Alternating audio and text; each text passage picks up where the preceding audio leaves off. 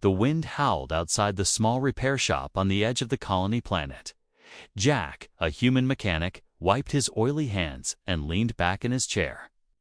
He was about to close for the night when the door creaked open. A figure stepped in limping. Hooded and silent, Jack looked up and raised an eyebrow. "Can I help you?" he asked, expecting a customer with a broken drone or engine trouble. But as the figure removed the hood, Jack's words froze. She wasn't human. Her skin was soft silver, glowing faintly like moonlight. Her eyes were large and violet, filled with pain and confusion, and most of all her right leg, from the knee down, was trembling and wrapped in some kind of alien bandage. She took one step forward and nearly collapsed. Jack rushed to catch her, gently holding her up. "You okay?" he asked, but she just shook her head slowly. She spoke with a soft, musical accent. "I need your hands." Jack blinked. "My hands?" She nodded and pointed to a dusty bench near the wall. "I don't want medicine. I don't want machines. Just touch, please," she said, her voice trembling. Jack hesitated, but something in her eyes stopped him from saying no. He led her to the bench and helped her sit. As she lifted her robe, Jack saw it clearly. Her right leg looked almost mechanical under the wrappings, but not like any tech he had ever seen. It pulsed faintly with light. Like it was breathing, she winced in pain, but didn't cry. "What happened to you?" Jack asked gently. "I ran," she whispered. "Too far, too fast. And now? It won't wake. Jack repeated, confused. She nodded again. "It is not just a leg.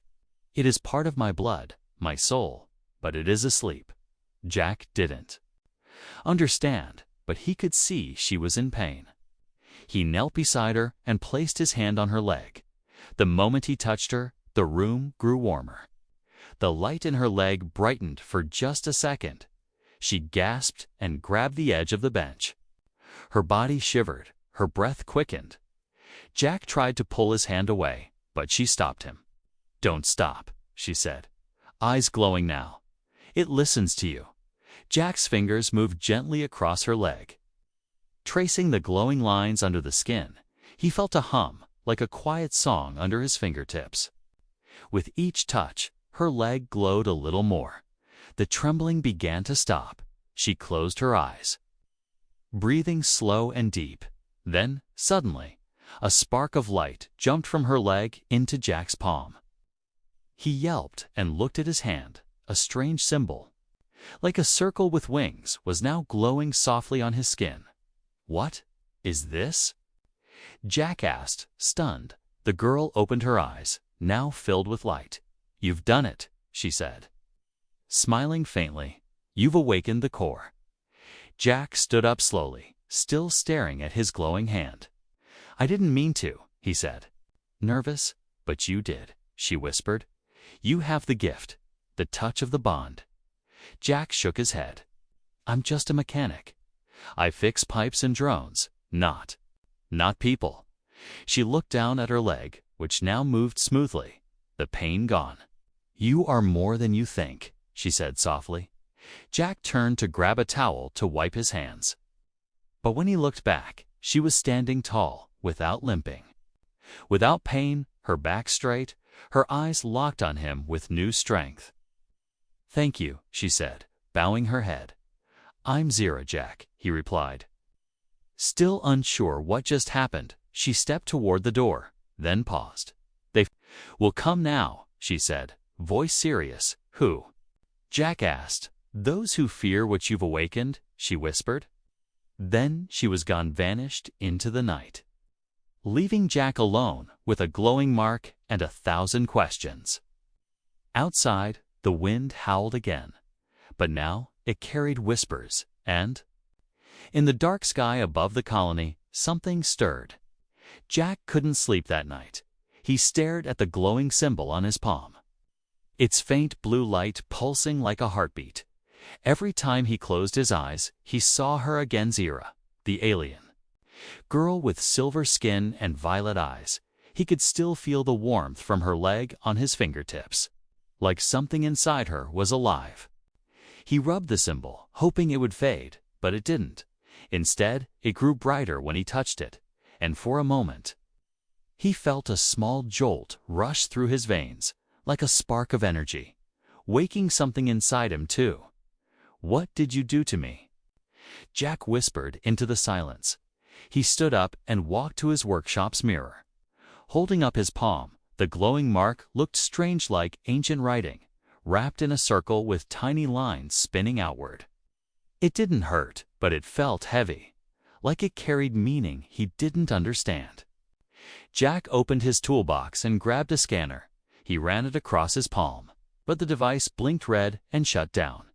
He tried a different tool, same result. Every scanner, every diagnostic tool in his shop failed to read the symbol. He stepped outside into the cold night. The stars above were clearer now, the sky too quiet. Zira had said someone would come, but from where and why?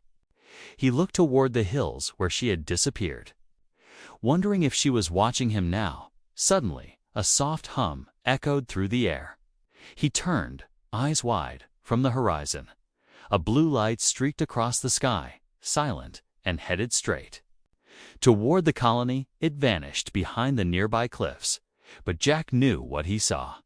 Something or someone had arrived. By morning, strange things began to happen. Machines across the colony started glitching, holoscreens flickered, data pads froze, and drones stopped midair and crashed into the ground. Everyone blamed the usual power surges. Jack knew better. He walked through the streets, hiding, his glowing hand in his coat pocket. Voices whispered about a strange woman seen limping the night before, then vanishing without a trace. Some said she was a ghost, others a spy. Jack said nothing, but his heartbeat quickened. He returned to his shop and found the lights flickering again. On the table sat a small silver object, something he hadn't left there. It was a smooth disc, warm to the touch, with a soft hum that matched the sound in his palm. Jack picked it up carefully. Suddenly, his hand pulled toward it like magnets. Meeting in midair, the disc snapped into his palm. Right on top of the glowing symbol, Jack screamed and fell to his knees. Energy surged through his body, not painful, but intense, like being caught in a wave of light. His mind filled with images. He saw ancient towers made of crystal, planets with golden skies, warriors with glowing limbs standing in battle. And then he saw Zero, standing in front of a giant gate, calling out his name in a voice not her own. The visions vanished. Jack collapsed, breathing hard. The disc now fused to his hand like it had melted into his skin. He looked up and gasped. Zero was standing in front of him again. Her eyes filled with fire. "You touched the key," she said. "It has chosen you." Jack tried to speak, but his throat felt dry. "What is happening to me?" he whispered. Zero stepped forward and knelt beside him. "My people were protectors of the core network, a living system of knowledge and power," she said slowly. "We built cities powered by thought, ships that flew with music and armor that responded to feeling." Jack stared at her, speechless. She continued. "But when the wars came, we shut the system down and locked it away inside us." "You mean in your body?" Jack asked, still shaking. Zero nodded. "Only someone with a pure bond could unlock it." "You," she added. "You are that someone." Jack laughed nervously. "Me? I'm just a guy who fixes engines." "You touched my leg," she said gently, "but your touch reached deeper. You woke it," she whispered. "And now, they will come for it." Jack looked around the shop. "You keep saying they. Who are they?" Zero stood slowly, eyes hard now. "Hunters of silence," she said. "They destroy anything that tries to awaken the old ways." Outside, the sky darkened suddenly. Shadows moved between the clouds, large winged shapes with metal armor. The ground shook slightly, and the air filled with the sound of distant thunder. "They found us," Zira said, her voice steady but cold. Jack stood beside her, still confused but no longer afraid. He looked at his hand, now glowing stronger than ever. "What do we do?" he asked. She turned to him with a sharp smile. "We fight." The sky above the colony twisted into a storm of light and shadow. Strange ships hovered just beyond the clouds, silent, sharp, and shaped like daggers pointed downward. The colony's alarm bells began to ring. People rushed out of their homes, confused and afraid, but Jack didn't move. He stood in front of his repair shop, hand glowing, staring at the sky like it had just called his name. Beside him, Zira stood tall, her silver skin brighter than before. Her eyes locked on the ships, unblinking. "They are here for the mark," she said, her voice calm but cold. Jack looked at his palm again, the strange symbol still glowing. A circle surrounded by spinning lines and a faint pulse that felt like a heartbeat. "I didn't ask for this," he muttered. "No one asks," Zira replied. "The bond chooses." Jack didn't understand all of it, but he knew one thing: this mark wasn't just decoration. It was a key, a signal, and a target. And now, the whole colony was in danger because of it. Suddenly, a beam of blue light struck the ground nearby. A small crater formed where it landed, and from the smoke, tall, shadowy figures stepped out. They wore armor like flowing metal, and their faces were hidden behind smooth masks. Each one held a curved weapon that crackled with dark energy. The colony's defense drones rushed in, spinning and firing, but the figures moved too fast. They dodged, vanished, and reappeared, destroying the drones with a single hit. Screams filled the air. People ran in every direction, but the masked hunters ignored them. They were looking for one person: Jack, and they had already found him. One of the hunters raised its weapon and pointed directly at him. Zira stepped in front of Jack, her eyes glowing bright. "Stay behind me," she said, voice sharp, but Jack didn't step back. "I have the mark," he said. Lifting his hand, the hunter paused, then lowered its weapon slowly. A strange sound echoed from its mask-like metal, scraping against wind. It stepped closer, hand outstretched. Zira yelled, "Don't let it touch you." But it was too late. The hunter's fingers touched Jack's palm, and the mark exploded with light. The force knocked everyone backward. Zira, Jack, even the hunters. Jack landed hard, rolling through the dirt.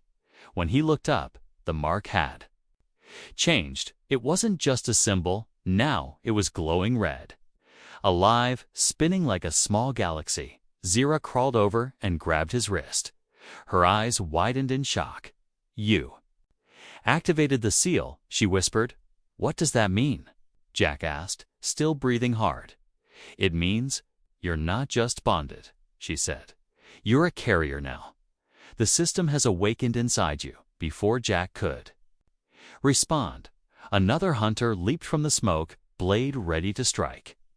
Jack raised his hand out of fear, and the hunter froze in midair. A wave of red energy burst from Jack's palm, stopping the hunter like it had hit an invisible wall. Then, with a loud crack, the hunter's armor shattered, and it dropped to the ground, unmoving. Jack stared at his hand, terrified. "I didn't mean to. You didn't control it," Zira said. Helping him up, it protected itself. Jack looked around. The other hunters were stepping back. Now uncertain, they had expected a mechanic, not a force of power. Zira stepped forward, voice loud. "This human is under protection of the core flame," she shouted. "If you touch him again, you will face extinction." The hunters paused, looked at one another, then slowly disappeared. Into the mist, their ships retreated back into the clouds. The storm above slowly faded, leaving the sky quiet once more. Later that night, Jack and Zira sat by the small fire inside a hidden cave outside the colony. Jack held his hand close, watching the red mark gently glow in the dark. "So what now?" he asked, exhausted. Zira looked at him, her voice soft this time. "The seal means more than power. she explained. "It means connection. You carry the last piece of a system my people thought was lost." Jack laughed bitterly. "I just wanted to fix engines, not start space wars." Zero smiled. "A small one. Sometimes the galaxy chooses strange heroes," she said, "and sometimes those heroes give leg massages." Jack chuckled, shaking his head. "Yeah, still the weirdest thing I've ever done." But deep inside, Jack felt something was changing. Not just his body, but his fate. The mark on his hand was no longer just a mystery. It was a promise, and somewhere out in the stars, others had felt it awaken. Others who would not be as patient as the hunters. Asterisk smoke curled into the sky as the colony trembled under the weight of fear, though the hunters had retreated. The damage they left behind told a louder story. Homes burned, defense towers sparked uselessly, and people stared at the sky like it would fall any minute. The colony wasn't safe anymore. Jack knew it was because of him. Zira stood near the edge of the cliff, her silver hair dancing in the wind. She didn't say a word as Jack walked up behind her. He could feel the energy still moving inside his hand. It was like a storm beneath his skin. "Quiet for now, but ready to rise again. They'll return," she said finally, her voice hard. "They don't stop." Jack nodded. "Then we leave before they do." Zira turned to him, eyes sharp. "Not just us," she said. "They'll kill anyone who hides us." Jack clenched his jaw, then looked down at the colony one last time. He had fixed ships, welded broken armor, and helped people who had nothing to give. But now he was the reason their homes were in danger. He couldn't stay not anymore. Zero stepped toward a large boulder near the cliff wall. She touched a hidden panel and the rock slid away, revealing a narrow tunnel. "Where does it lead?" Jack asked. "To something very old," Zira answered. "Something buried in silence." They moved quickly through the dark tunnel. The walls were covered in glowing roots and forgotten symbols. Jack's hand pulsed brighter with every step. It was like the place recognized him suddenly. The tunnel widened into a chamber filled with broken machines and dust-covered armor. At the center sat a sleek hoverbike, crusted but massive, with ancient designs carved into its sides. Zira ran her hand over it and whispered. Still breathing, Jack raised a brow. "That thing can fly?" Zira smiled. "It can more than fly, it can roar." Jack climbed onto the back as Zira mounted the front. The bike lit up at their touch, and the entire chamber vibrated with energy. Lights snapped on, dust blew away, and the ground cracked open as the bike lifted into the air. Then came the sound Jack feared, chips descending fast. The hunters had returned, and this time they weren't just watching.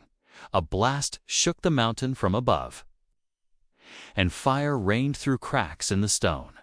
"Hold on," Zira shouted, and the hoverbike shot forward like a bullet. The tunnel exploded behind them as rocks fell, sealing the way back. Flames chased them down the mountain like hungry beasts. Outside, 3 hunter ships circled the colony, searching for signs of movement. One of them spotted the bike and opened fire. Blasts of blue energy streaked through the air. Exploding near Jack's side, he ducked, gripping the bike's handle. Zira veered sharply through narrow cliffs, twisting and diving like she had flown it 1,000 times. Jack risked a glance behind them. One of the hunter ships was gaining fast. "They're too close," he shouted. Zira reached back and touched Jack's hand. The mark on his palm flared red, and the bike's engine roared louder. Jets of light shot from the back, pushing them faster than any speed Jack had ever felt. The wind became a scream, and the hunter struggled to keep up. Suddenly, the bike dove into a canyon, its walls tight and unforgiving. Jack's heart pounded. Rocks zipped past inches from his head. The hunter ship behind them tried to follow, but clipped the canyon wall and burst into flames. It crashed with a flash, the fire lighting up the sky. "Nice flying," Jack muttered, his voice shaky. Zero smiled. We're not safe yet. Two more ships roared into the canyon from the other side. Boxing them in, Zero pulled the bike upward, straight toward the stars. The hunters followed, lasers firing non-stop. Jack closed his eyes and lifted. His glowing hand, without thinking, he focused not on the hunters, but on the pulse inside him, the same pulse that once healed Zero's leg. The mark on his palm turned bright white. A wave of energy burst from the bike in all directions. For a moment, time stood still. The hunters froze mid-flight. Their weapons flickered and their ships shook violently. Then boom, both ships exploded in midair, their pieces falling like fireworks across the mountains. They finally stopped on a distant hill far from the colony. The hoverbike landed gently. Steam rising from its sides, Jack dropped to the grass, his body shaking from the power he'd just used. Zero sat beside him, silent for a moment, then whispered, "You controlled it." Jack nodded, barely able to speak. "I didn't mean to. It just happened." Zero looked at him seriously. "That's what makes it stronger." They looked up at the night sky, where stars twinkled and the hunter ships were no more. But both of them knew this wasn't the end. This was only the beginning. Somewhere out there, more were coming. And now, Jack wasn't just a mechanic. He was something far more dangerous, a human with the flame of the forgotten. The air on the hill was cold and still. A gentle breeze passed through the tall grass, but even the wind seemed afraid to speak. Jack sat beside the glowing hoverbike, still breathing heavily.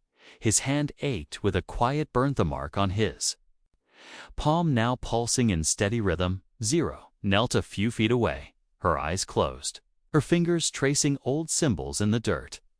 They looked like stars, drawn in a spiral. She said nothing for a long time. And Jack didn't disturb her. He knew something had changed. Not just outside, but inside both of them when she finally spoke. Her voice was low, almost like a prayer. "The flame has accepted you," she said, "but it must also bond with you." Jack looked at his hand, then at her. "I thought the bond already happened. Back when I touched your leg." Zero shook her head slowly. "That was only the first spark. The ritual is not just power, it's trust, emotion, connection." Jack raised an eyebrow. "So, how does it work?" She stood and walked over to him, her silver skin glowing under the moonlight. Zero sat in front of him, close, her knees nearly touching his. "Your hand must touch the flame source again," she said softly, but this time, not in fear. Not in duty only, in choice. Jack's heart pounded in his chest. He remembered that first moment when he gave her a leg massage, how her skin had warmed, how the light had responded. It felt like touching something ancient, sacred even. Then, now it felt even deeper. Zira extended her leg again, the one that had once been broken and lifeless. Now it shimmered like polished crystal and living metal woven together. Jack hesitated, then slowly reached out. The moment his fingers touched her skin, a rush of heat passed through both of them. Not pain, not shocks, just warmth. Zero closed her eyes, and so did Jack. The world around them began to fade. Suddenly, Jack wasn't on the hill anymore. He was floating in a vast space of stars, with swirling light moving around him like rivers. Beside him stood Zero, but she was taller here, stronger, wrapped in armor made of flame and glass. "This is the heart of the flame," she said, "where memory and power live together." She raised her hand, and the mark on Jack's palm glowed brighter. "You carry part of my people's soul now," she said, "but the bond will only hold if you give something back." Jack looked around, unsure what that meant. "What can I give? I don't have alien tech or magic." Zero smiled gently. "You have something more rare. Kindness, honesty, courage, without reason. Give me a memory, one that shaped you." Jack thought for a moment, then nodded. He reached into his thoughts and pulled forward a vision, a small human boy. Crying beside a broken drone, his parents gone, a storm rising, and an old mechanic pulling him into a warm shelter, saying, "Fixing things is how we heal." 2. Zira touched the memory, and it burst into light, wrapping around them both. The flame inside her pulsed, then fused with Jack's mark. Suddenly, the armor she wore cracked open and light spilled out. The two of them were pushed back into the real world, gasping. Glowing, shaking, Jack fell backward in the grass. Chest rising fast, Zero knelt beside him, now visibly changed. Her body was stronger, more complete. Her limbs pulsed with elegant power, and her eyes glowed gold. "Not violet, you've done it," she whispered, her voice trembling. Jack sat up slowly. What just happened? Zira touched her chest. "The ritual is complete. We are bonded," she said, "not by blood, but by soul." Jack blinked, unsure how to feel. He looked down at his hand. The mark had stopped glowing, but now it was etched into his skin. Like a tattoo made of light, permanent, from above, a soft hum filled the air. Zero looked up, her eyes wide. "They heard it," she said. The signal, the bond was broadcast. Jack stood up, eyes scanning the sky. A soft ripple in the clouds appeared, then one, then three, then dozens. Ships with long wings and curved edges appeared in formation, floating like silent giants. Each one bore the same glowing symbol Jack carried on his palm. Zira stood beside him and whispered, "The Flameborn are returning, my clan, my people. They are waking." Jack took a step forward, unsure if this was good or bad. Zira looked at him with tears in her glowing eyes. "They've come because of you," she said, "because you chose to care when no one else would." "You didn't just fix my leg," she said, voice shaking. "You restored a future we thought we'd lost." As the ships descended, lighting up the sky like stars coming home, Jack stood tall, not as a mechanic, not as a human, but as something greater. A bridge between forgotten power and a new beginning. And beside him, Zira, reborn and radiant, reached out to hold his hand, not in pain, but in peace. The sky above the hill turned gold as the ships descended slowly. Their engines made no sound, only a soft hum like distant music. They floated like ancient birds, wings wide and glowing, circling the land with grace and power. Zira stood beside Jack, eyes fixed on the largest ship, her hands trembling slightly. "These are not just soldiers," she whispered. "They are elders, leaders, and judges." Jack glanced at her. "You're afraid?" Zira nodded. "They will not understand the bond, not at first." Jack's heart beat faster. "But I didn't choose this." "Not really." She turned to him, her golden eyes serious. "You chose to help," she said. "That was enough." As the ships touched down, the ground trembled softly. Ramps opened, and figures emerged, tall, graceful, glowing softly with armor made of light and memory. They didn't run, they didn't shout, they walked like time itself had returned. One of them stepped forward, taller than the rest, with a crown that floated just above his head. His eyes met Zira's, then shifted to Jack. "You carry the mark," the elder said, his voice deep and calm. Jack nodded and raised his hand slowly. The glowing symbol pulsed once, sending a ripple through the crowd. Some gasped, others stepped back, and a few even knelt. The elder stepped closer and touched the edge of Jack's palm. His fingers sparked on contact, and he pulled back. Surprised, "This bond is real," he said, "but it is." Human Zero moved between them, her voice steady. "I asked for healing, Hache, and he gave it," she said, without fear, without knowing who I was. "He woke the flame in my leg, then in my heart, and now in the sky." The elder turned to her, his face unreadable. "You broke the silence," he said. That was forbidden. Zero didn't flinch. The silence was killing us. The other elders whispered among themselves. One stepped forward, her voice sharp. If the bond is true, then let the right of proof begin. Jack raised a brow. The what now?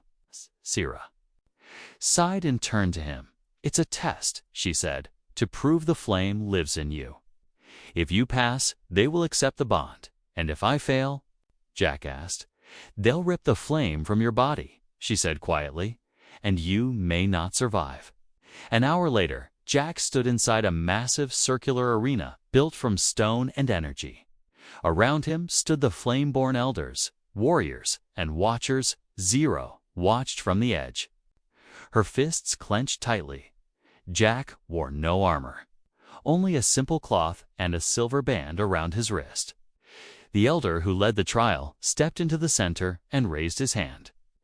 The bond must answer, he said. Show us your flame, Jack. Looked at his palm, at the mark still glowing. He took a deep breath, closed his eyes, and focused on that soft thrum inside his chest. He thought of Zira, her pain, her strength, her eyes filled with trust. He thought of that first moment when his fingers touched her leg, and suddenly his palm lit up, not just the mark, but his entire hand. Glowing red and gold like liquid fire, gasps echoed through the arena. Flames rose around him, circling but not burning. He floated slightly above the ground. Eyes closed, arms spread, the flame had awakened. And it was not angry, it was calm, steady, alive. The elder stepped back, whispering, "It is true." Another elder shouted, "But the flame must move." A test dummy shaped like a hunter appeared across the arena.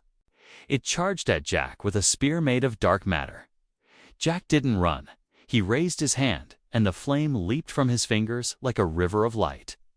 It struck the spear, melted it midair, and wrapped around the hunter dummy until it exploded. When the fire cleared, Jack stood unharmed, the crowd silent. Zira smiled for the first time in hours. The elder knelt, followed by the others. "The bond is real," he said, "and the human is now flameborn." That night, the clan celebrated. Lights floated in the air, music hummed across the hills, and food from dozens of planets was shared.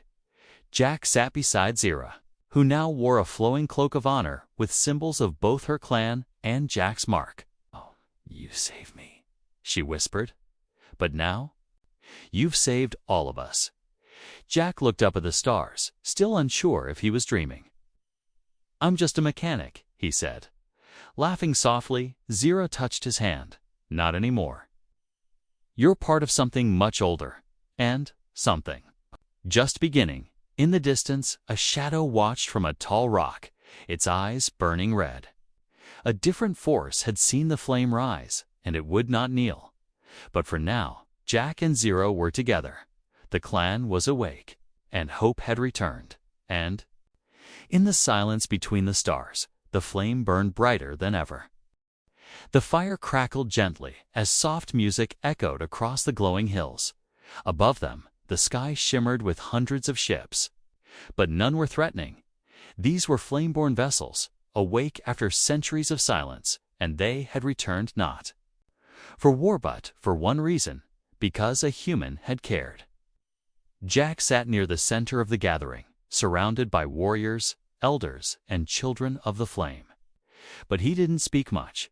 He watched Zira, who now moved with a strength and beauty that made even the wind pause. Her once broken leg now gleamed like living crystal, and her every step left soft embers behind. She danced with her people under the twin moons, not just as a warrior or a survivor, but as a legend reborn. And yet she kept glancing at Jack, her eyes always returning to him, because without him, she would still be crawling through pain and silence. Later, as the crowd settled, Zira walked up the hill where Jack stood alone. He looked up as she approached and smiled quietly. "You walk like a queen now," he said. Zira grinned. "And you look like someone who still doesn't believe what he's done." Jack shrugged. I fixed a leg. No, she said gently. You fixed a future. She sat beside him, the air glowing around them for so long. My people were afraid of waking the flame again, she said. Afraid it would burn too hot or vanish forever. But you didn't even know what it was, and still you gave it warmth. Jack chuckled. It started with oil and a towel. Zero laughed softly. Yes, and now here you are, marked by ancient power. Honored by a forgotten people, and still, too. Humbled to see it, Jack looked at the glowing mark on his hand, now soft and steady. I don't want to lead anyone, he said. I don't want to be a hero. You don't have to be, Zero replied. Just be what you've always been. Someone who helps when no one else will, far below. The flame-born elders gathered in a wide circle. They called Zero forward, and she turned to Jack before walking down the hill. He watched her carefully, sensing the weight of the moment. The elder with the floating crown raised his hands. We recognize flame-born Zero, he said, the first to awaken in 10 generations. And we honor the one who brought her back, Jack of Earth. All eyes turned toward him. Jack froze. Unsure what to do, Zero raised her hand and called out, "Let the truth be spoken." She said, "Without him, I would have died forgotten and cold. Without him, none of you would be standing here tonight. And now, I choose the..." Elder stepped back, surprised. Choose what? He asked. Zero looked at Jack, her voice clear. I choose him, not just for honor. Not just for flame, but for the life ahead. The crowd gasped softly, and Jack's heart skipped. He stepped forward slowly, unsure if he had heard her right. You mean like a stay? He asked, confused. Zero nodded, walking toward him. Stay, live, be part of this, she said. You gave me legs, Jack, but you also gave me hope and love. Jack's cheeks turned red, but he nodded. I'm not great with fancy words, he said, but I know this: wherever you are, that's where I want to be. The clan cheered. The flames danced higher, and the stars above blinked brighter. That night, 2 paths became one.